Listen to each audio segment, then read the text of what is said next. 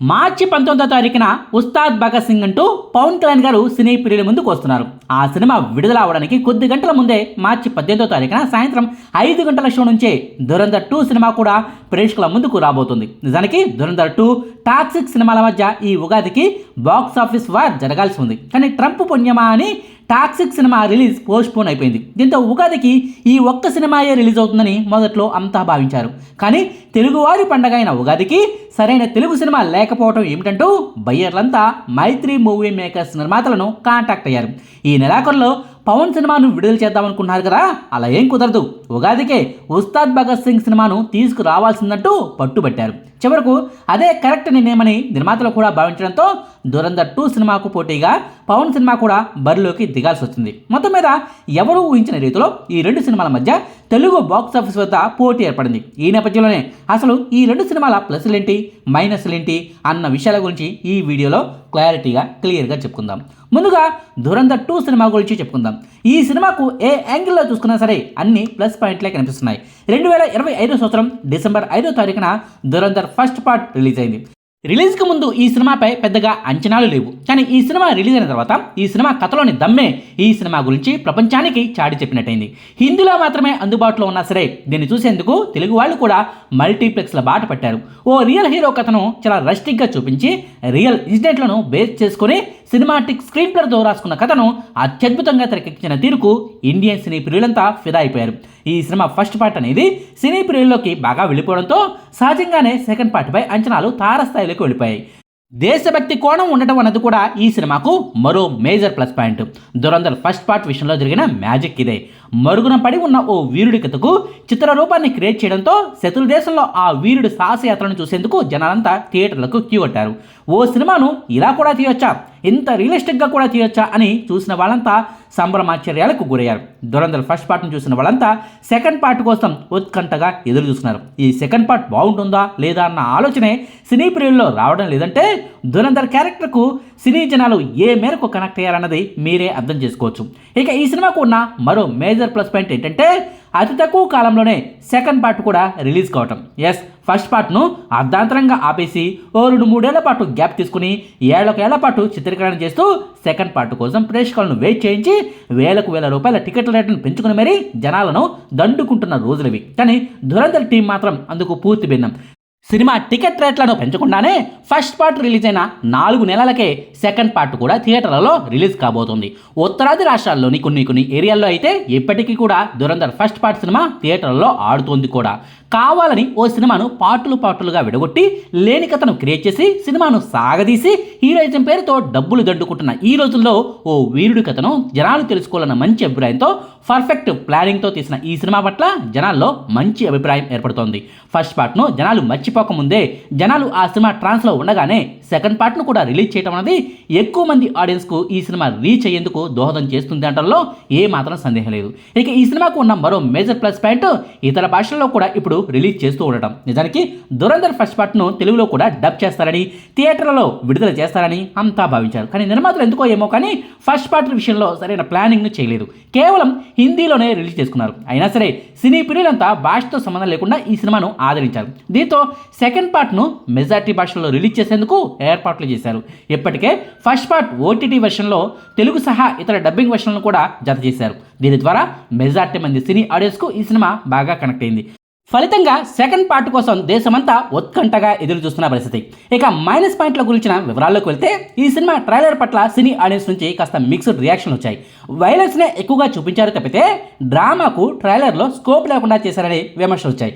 First పార్ట్లో ఎలివేషన్లు, ఫైట్లు, హింస ఏ రేంజ్లో ఉంటాయో కథ, పాత్రల మధ్య సంఘర్షణ, తర్వాత ఏం జరుగుతుందన్న ఉత్కంఠ అన్నీ సమపాళ్లలో ఉన్నాయి.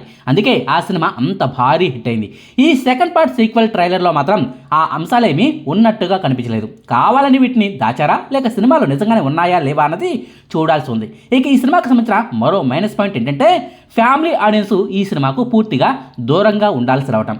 ఈ సినిమా ఓ రేంజ్లో హిట్ అయినా సరే పండుగకు ఫ్యామిలీతో సహా సినిమాకు వెళ్ళాలనుకునే ఆడియన్స్ ఈ సినిమాకు మాత్రం దూరంగా ఉండిపోక తప్పదు. ఆ రేంజ్లో బీభత్సమైన హింస ఈ సినిమాలో ఉందని స్ట్రిక్ట్గా 18+ వాళ్ళకే ఈ సినిమా అంటూ వార్నింగ్ బోర్డులు కూడా ఇవ్వడం గమనార్హం. ఇది దురంధర్ 2 సినిమా ప్లస్ పాయింట్లు, మైనస్ పాయింట్లు. ఇక పవన్ కళ్యాణ్ గారి ఉస్తాద్ భగత్ సింగ్ సినిమా వివరాల్లోకి వెళ్ళిపోదాం. ఈ సినిమా విషయంలో పెద్దగా నెగిటివిటీ లేకపోవడం అనేది మొట్టమొదటి ప్లస్ పాయింట్గా చెప్పుకోవచ్చు. హరిహర వీరమల్లు సినిమా టైంలో నెట్టింట ఆ సినిమాపై విపరీతమైన ట్రోల్స్ వచ్చాయి. విడుదలకు ముందే నెగిటివిటీని ఆ సినిమా మూటగొట్టుకుంది. అంతేకాదు ఓజీ సినిమా టైంలోనూ రాజకీయ ప్రత్యర్థుల నుంచి నెట్టింట ట్రోలింగ్ నడిచింది. కానీ ఈ ఉస్తాద్ సినిమా విషయంలో మాత్రం నెట్టింట ఎలాంటి నెగిటివిటీ లేదు. ఓ పాట విషయంలో చిన్నగా వ్యతిరేకత వచ్చినప్పటికీ దానికి హరీష్ శంకర్ గారు వెంటనే రియాక్ట్ అయ్యారు. పెద్దగా రచ్చగా మారకుండా చేయగలిగారు. ఇక ఈ సినిమాకు సంబంధించి రెండో ప్లస్ పాయింట్ ఫ్యామిలీ ఆడియన్స్ను కనెక్ట్ చేసుకోగలిగే సినిమా కావటం. సెన్సార్ బోర్డు ఈ సినిమాకు U/A సర్టిఫికేట్ ఇచ్చింది. అటు చూస్తే అవతల పోటీగా ఉన్న దురంధర్ 2 సినిమా ఏమో స్ట్రిక్ట్ A+ సినిమా. సో పండుగకు ఫ్యామిలీతో సహా సినిమాకు వెళ్ళాలనుకునే వాళ్ళు తప్పనిసరిగా ఈ సినిమా వైపే మొగ్గు చూపడం గ్యారంటీ. వైలెన్స్ సినిమాలను ఇష్టపడని వాళ్లకు ఈ సినిమాయే కరెక్ట్ ఆప్షన్ అవుతుంది.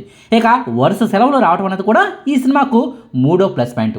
ఉగాది, రంజాన్ పండుగల నేపథ్యంలో లాంగ్ వీకెండ్ రావడం అనేది ఈ సినిమాకు ఖచ్చితంగా ప్లస్ పాయింట్ అని చెప్పవచ్చు. ఈ సినిమాకు బాగుంది అన్న టాక్ వస్తే చాలు వరుస సెలవుల వల్ల భారీగా కలెక్షన్లు రావడం పక్కా. ఇక ఉస్తాద్ భగత్ సింగ్ సినిమాకు సంబంధించిన నెగిటివ్ పాయింట్ల విషయానికి వస్తే ఈ సినిమాకు హైప్ లేకపోవడం అనేది మొట్టమొదటి మైనస్ పాయింట్. సరిగ్గా 6 నెలల క్రితం రిలీజ్ అయిన ఓజీ సినిమాకు ఉన్నంత క్రేజ్, ఆ సినిమా విషయంలో ఏర్పడినంత హైప్ ఈ ఉస్తాద్ భగత్ సింగ్ సినిమాకు మాత్రం లేదన్నది వాస్తవం. దేవిశ్రీ ప్రసాద్, హరీష్ శంకర్, పవన్ కళ్యాణ్ గారి కాంబినేషన్లో పోలీస్ బ్యాక్ డ్రాప్లోనే 14 ఏళ్ల క్రితం గబ్బర్ సింగ్ అనే సినిమా వచ్చింది. ఇప్పుడు అదే కాంబినేషన్ రిపీట్ అవుతున్నా కూడా ఎందుకునో ఏమో కానీ పవన్ సినిమాకు ఉండాల్సినంత హైప్ ఈ సినిమాకు లేదన్నది వాస్తవం. ఇక ఈ సినిమాకు ఉన్న రెండో మైనస్ పాయింట్ పాటలు హిట్ కాకపోవడం. ఈ సినిమా నుంచి ఇప్పటికే 1-3 పాటలు రిలీజ్ అయ్యాయి. వీటిలో ఒక్కటంటే ఒక్క పాట కూడా జనాలకు కనెక్ట్ అవ్వలేదు, నెట్టింట వైరల్ అవ్వలేదు, రీల్స్ మెటీరియల్గా మారలేదు. యూత్కే కాదు, కనీసం పవన్ ఫ్యాన్స్కి కూడా ఈ పాటలో కనెక్ట్ అవ్వలేదు. పవన్కు ఎప్పుడూ మంచి మంచి పాటలను ఇచ్చే దేవిశ్రీ ప్రసాద్ గారు ఈ సినిమా విషయంలో మాత్రం ఎందుకో ఫెయిల్ అయిపోయారు. ఇక ఈ సినిమాకు ఉన్న మూడో మైనస్ పాయింట్ రీమేక్ అన్న ప్రచారం జరుగుతూనే ఉండటం. 2016 సంవత్సరంలో తమిళ్లో విజయ్ హీరోగా నడిచిన తెరి అనే సినిమా వచ్చింది. తెలుగులో దాన్నే పోలీసుడుగా డబ్బింగ్ చేశారు. యూట్యూబ్లో కూడా ఆ తెలుగు వర్షన్ సినిమా అందుబాటులో ఉంది. ఆ సినిమానే రీమేక్ చేయాలని మొదట్లో మేకర్స్ భావించారు. ఈ మేరకు ఓ ప్రకటన కూడా చేశారు. కానీ ఫ్యాన్స్ నుంచి వచ్చిన వ్యతిరేకతను దృష్టిలో పెట్టుకుని దాని రీమేక్ విషయంలో వెనకడుగు వేశారు. ఇది రీమేక్ కాదని దర్శకుడు హరీష్ శంకర్ గారు పదే చెప్తున్నారులే. కానీ ట్రైలర్ను కట్ చేసిన విధానాన్ని బట్టి చూస్తే ఇది ఖచ్చితంగా రీమేకే అన్న అభిప్రాయం మెజారిటీ మంది సినీ ప్రియుల్లో కలుగుతోంది. సినిమా రిలీజ్ అయ్యాకే ఈ విషయంలో ఫుల్ క్లారిటీ వస్తుంది. ఒకవేళ ఇది రీమేకే అయినా తీయాల్సిన రీతిలో తీస్తే ఆడియన్స్కు నచ్చేలా మార్పులు చేర్పులు జరిగితే మాత్రం పక్కాగా హిట్ అవ్వటం ఖాయం. ఇక ఈ సినిమాకు ఉన్న 4వ మైనస్ పాయింట్ హరీష్ శంకర్ గారి గత సినిమా రిజల్ట్. హరీష్ శంకర్, రవితేజ గారి కాంబినేషన్లో వచ్చిన మిస్టర్ బచ్చన్ సినిమా అతిపెద్ద డిజాస్టర్గా మిగిలిపోయిన సంగతి తెలిసిందే కదా.